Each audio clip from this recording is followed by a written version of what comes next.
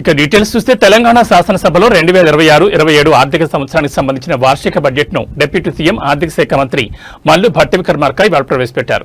Speaker గడ్డం ప్రసాద్ కుమార్ అనుమతితో budget ప్రసంగాన్ని ప్రారంభించిన ఆయన తమ ప్రభుత్వ లక్ష్యాలను మరియు ప్రాధాన్యతలను సభకు వివరించారు. ప్రజలే మాకు పరమావధి, సభలో బడ్జెట్ ప్రవేశపెట్టి గొప్ప అవకాశం కల్పించిన రాష్ట్ర ప్రజలకు ధన్యవాదాలు తెలుపుకుంటున్నారని భట్టి విక్రమార్క తన ప్రసంగాన్ని ప్రారంభించారు. రాష్ట్రాన్ని అభివృద్ధి పదంలో ముందుకు తీసుకెళ్తున్నామని, దేశంలోని తెలంగాణను నెంబర్ 1 గా నిలపడమే తమ ప్రభుత్వ ప్రధాన లక్ష్యమని ఆయన స్పష్టం చేశారు. ఇందుకోసం శక్తివంచన లేకుండా కృషి చేస్తున్నామని తెలిపారు. బడ్జెట్ అంటే కేవలం అంకెల చుట్టూ తిరిగే సంఖ్యల గారడీ కాదని, వాస్తవాలకు దగ్గరగా ప్రజల అవసరాలకు అనుగుణంగా దీన్ని రూపొందించామని అన్నారు. గొప్పల కోసం మేము ఎప్పుడూ అబద్దాలు చెప్పుకోమన్నారు.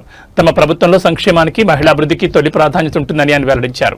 మహిళా సాధికారత దిశగా కీలక కేటాయింపులు చేసినట్లు సూచించారు.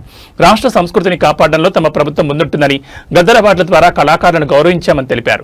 అలాగే మేడారం జాతరను అత్యంత వైభవపేతంగా నిర్వహించామని గుర్తు చేశారు.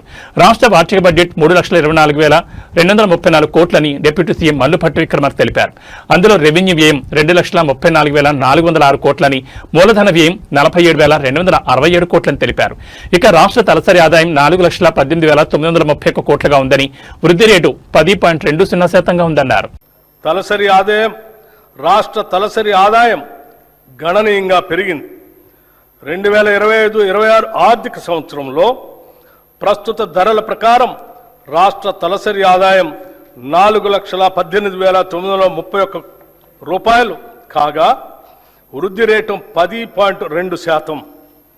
దేశ తలసరి ఆదాయం 2,19,575 రూపాయలు కాగా, వృద్ధి రేటు కేవలం 6.9%.